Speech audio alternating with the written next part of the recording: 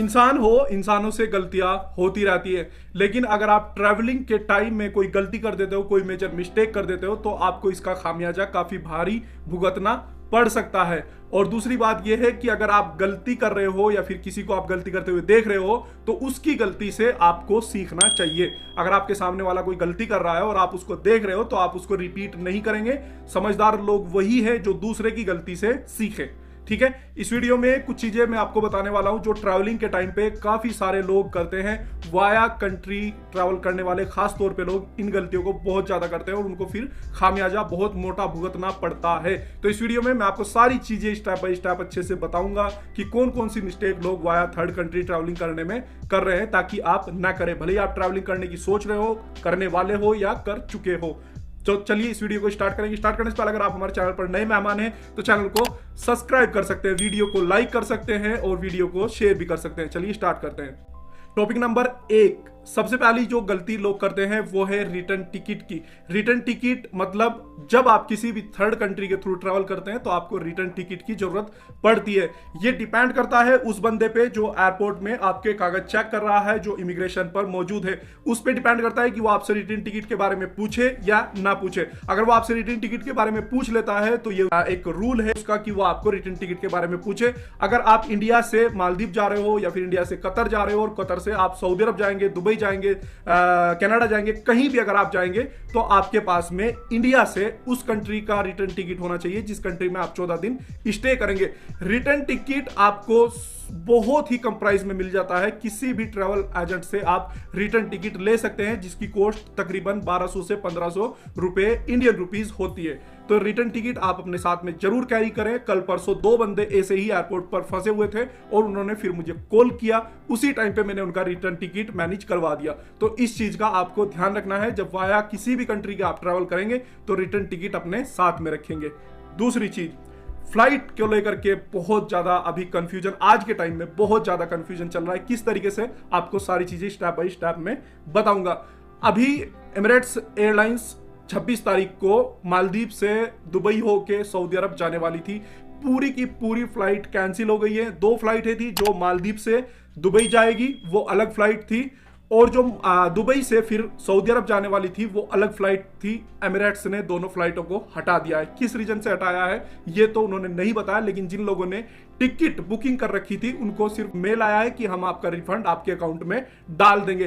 तो अगर आप इंडिविजुअली अपने आप जा रहे हैं, अपना पैकेज आप खुद मैनेज कर रहे हैं, किसी ट्रैवल एजेंसी से आप नहीं जा रहे हैं, तो आपको काफी प्रॉब्लम हो सकती है उस टाइम पे।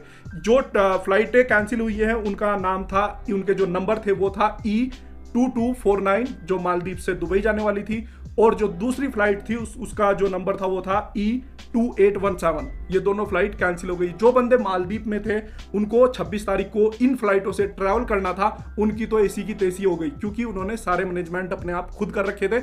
अब उनका जो रिफंड है वो 4 दिन से 3 महीने के बीच में कभी भी आ सकता है। तो पैसे की शॉर्टेज वहां पर हो गई।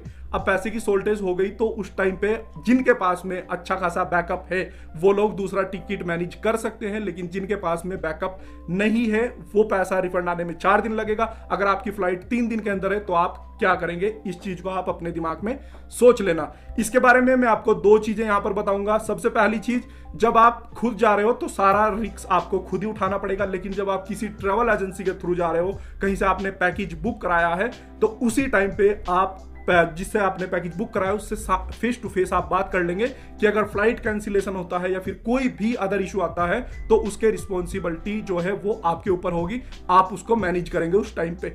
बहुत सारे ट्रैवल एजेंसी वाले ये बोल देते हैं कि हम 50 बंदों को भेज रहे हैं, हम 50 लोगों का जो टिकट है वो इतनी इमीडिएटली कैसे बुक कर सकते हैं। तो आपको पहले ही इस बारे में डिस्कस कर लेना है जिस भी एजेंट के थ्रू आप जा रहे हो। ठीक है। दूसरी चीज, जो लोग खुद जाते हैं, अपने से सारी तैयारी करते हैं, अपना जो पैकेज है वो खुद मैनेज करते हैं, उनके लिए ये चीज जानना जरूरी है। जब आप फ्लाइट बुक कर रहे हो या फिर आप वीगो से कर रहे हो, booking.com से कर रहे हो, अलग दूसरी 2-3 साइटें हैं उनसे कर रहे हो, जो ट्रस्टेबल साइट है उसी से करें। और दूसरी बात है, जब आप इनसे फ्लाइट बुक कर रहे हो, मानने की बात अगर आप सऊदी एयरलाइंस कर रहे हो तो सऊदी एयरलाइंस की डायरेक्ट वेबसाइट पे जाइए, वहां पे जाकर के आप चेक कीजिए। कतर एयरलाइंस कर रहे हो, कतर एयरलाइंस की वेबसाइट पर जाइए, वहां पर जाकर के चेक कीजिए क्या फ्लाइट वाकई में ही अवेलेबल है या फिर जो ये वीगो और ये दूसरी जो वेबसाइट है, ये बहुत सारी फ्लाइटों की लिस्ट दिखा देता है, जबकि कुछ फ्लाइटें ऐसी होती हैं जो शेड्यूल में नहीं होती, जो ऑलरेडी कैंसिल होती है, लेकिन वो अगर आपकी बुक हो जाती है तो आप उसमें फंस सकते हैं। बुक होने के बाद में फ्लाइट आपकी बुक हो जाएगी, बुक होने के बाद में 1 घंटे में, 2 घंटे में या फिर अगले दिन आपको ईमेल आएगा कि ये फ्लाइट कैंसिल है और आपका जो रिफंड है वो हम अमाउंट, जो आपका अमाउंट है वो हम आपके अकाउंट में डाल रहे हैं। तो आप काफी परेशानी में इन चीजों से फंस सकते हैं। जब भी आप फ्लाइट बुक कर रहे हो तो आपको 2-3 वेबसाइट पर कम से कम 2-3 वेबसाइट पर उनको रिकन्फर्म करना है, चेक करना है कि फ्लाइट वाकई में ही अवेलेबल है या फिर नहीं है। दूसरा, आप इनको ईमेल भी कर सकते हो, जिस फ्लाइट को आप बुक कर रहे हो उसको ईमेल करके आप कंफर्म कर सकते हैं। अगर कंफर्म है तो बुक कर लीजिए, ठीक है। दूसरी चीज है ट्रैवलिंग इंश्योरेंस को लेकर के, सॉरी ये तीसरी चीज है ट्रैवलिंग इंश्योरेंस। ट्रैवलिंग इंश्योरेंस कई बार आपसे एयरपोर्ट पे पूछा जाता है कि आपके पास में क्या ट्रैवलिंग इंश्योरेंस है। ट्रैवलिंग इंश्योरेंस उन लोगों को जरूरत पड़ती है जो फर्स्ट टाइम वर्किंग वीजे पे जा रहे हैं या फिर परमानेंट वीजे पे जा रहे हैं, सऊदी अरब में परमानेंट रहने के लिए जा रहे हैं, उन लोगों को जरूरत पड़ती है। जो रेजिडेंट्स हैं ऑलरेडी, उनके पास में अकामा है, उनको जरूरत नहीं है। फैमिली विजिट वीजा वालों को भी जरूरत नहीं है, और जो अदर हैं, कुछ कैटेगरी आती है, उनको भी जरूरत नहीं पड़ती है। तो ट्रैवलिंग इंश्योरेंस बाई करने के लिए आप अगर चाहो तो मुझे कमेंट में लिख सकते हो, उस पर मैं एक डेडिकेटेड अलग से वीडियो बना दूंगा कि किस तरीके से आप 500-700 रुपए में ट्रैवलिंग इंश्योरेंस आसानी से बाई कर सकते हैं फोन पे से, ठीक है। तो इसके बारे में मैं आपको अलग से एक वीडियो बनाकर दे दूंगा अगर आप मुझे कमेंट में लिखोगे तो, ठीक है। तो ट्रैवलिंग इंश्योरेंस भी आप कैरी कीजिए अपने साथ में, उससे भी आपको इशू आ सकता है। चौथी चीज है यहां पर ये मुकीम रजिस्ट्रेशन।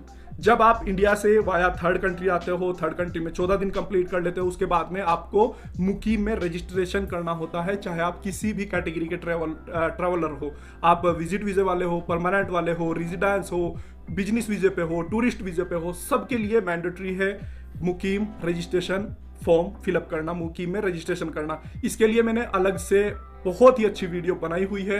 ये वीडियो आप देख सकते हैं, आई बटन में आपको एक लिंक आ रहा होगा ऊपर, वो देख सकते हैं, या फिर आपको डिस्क्रिप्शन में लिंक मिल जाएगा, वो भी देख सकते हैं। उसमें आपको मैंने अच्छे से एक्सप्लेन किया है कि किस तरीके से आपको मुकीम पोर्टल का जो ये एक रजिस्ट्रेशन है किस तरीके से करना है, जिससे आपको अप्रूवल मिल जाएगा। अब यहाँ पर मुकीम का जो रजिस्ट्रेशन है वो आपको 3 दिन के अंदर करना होता है। 3 दिन के अंदर मतलब आप इसको 3 दिन पहले नहीं करेंगे, 3 दिन के अंदर करेंगे। जब आप ट्रैवलिंग कर रहे हैं 72 घंटे काउंट कीजिए, उसके अंदर आपको इसको करना है। मतलब अगर आपकी फ्लाइट 27 तारीख में है तो 24 तारीख में आप इसको भर सकते हैं। 24 तारीख की रात में, 24 तारीख की या फिर 25 तारीख के सुबह में एकदम से आप इसको भर सकते हैं। पीसीआर टेस्ट आपको पहले ही करा लेना है। पीसीआर टेस्ट भी 72 घंटे वाला ही होना चाहिए। तो जैसे आपका पीसीआर टेस्ट का आप सैंपल दे चुके हैं, आपके पास में रिपोर्ट आ गई है, तुरंत आप इस फॉर्म को फिलअप कर दीजिए।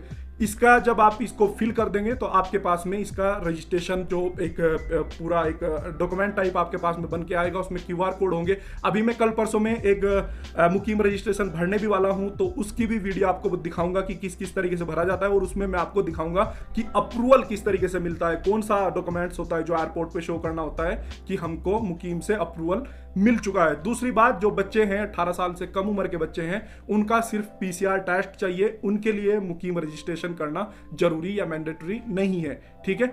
तो बस यही सारी चीजें थी जो आपको बतानी थी।